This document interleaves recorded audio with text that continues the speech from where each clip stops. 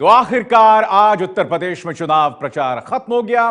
करीब 2 महीने लंबे चले चुनाव प्रचार का आज आखिरी दिन था।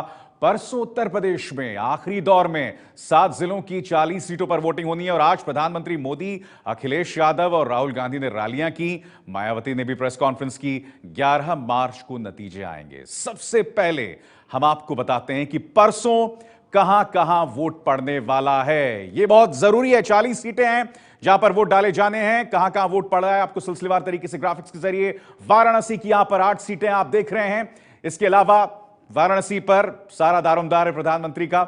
यह आप देख सकते हैं कितनी मेहनत कर रहे हैं वहां पे वो। गाजीपुर में देखें तो 7 सीटों पर यहां वोट किए जाएगा। इसके अलावा 5 सीटें मिर्जापुर की होंगी, 5 सीटें मिर्जापुर की और 9 सीटें जौनपुर की भी हैं। 9 सीटें जौनपुर की हैं जिस पर चुनाव होने वाला है और चंदौली की 4 सीटें, 40 सीटें रह गई हैं। तो सवाल यह कि क्या पहले ही एक तरह से फैसला हो चुका है और 3 सीटें भदोही की भी हैं। जी हां, 3 सीटें भदोही की भी हैं, 4 सीटें सोनभद्र की भी हैं और इन तमाम सीटों पर इस आखिरी चरण में मतदान हो रहा है। और आपके जहन में एक सवाल होगा कि कौन कौन से दिग्गज मैदान में, वो भी हम आपको सिलसिलेवार तरीके से बताना चाहेंगे कौन कौन से दिग्गज हैं इस बार मैदान में। वो हम आपको बताते हैं क्योंकि इस बार अजय राय, वो शख्स जिन्होंने बनारस में लोकसभा चुनाव में प्रधानमंत्री को चुनौती दी थी, तीसरे नंबर पर आए थे, वो पिंडरा से चुनाव लड़ रहे हैं।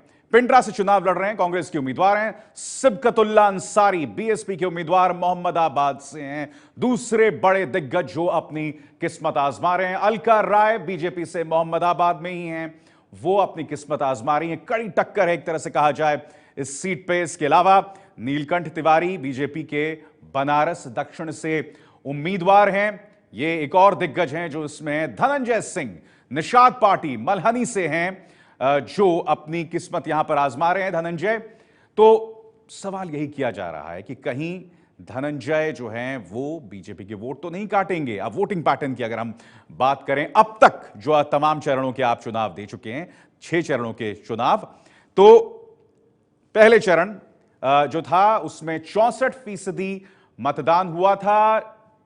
इसके अलावा अगर हम दूसरे चरण की बात करें तो इसमें 66% मतदान हुआ था। 69 सीटों पर 61% मतदान तीसरे चरण की बात करें। 53 सीटों पर 61% मतदान और यह था चौथा चरण। चौथे चरण के बाद बारी 5वें चरण की। 51 सीटें, 57% मतदान और 49 सीटों पर 57% मतदान है।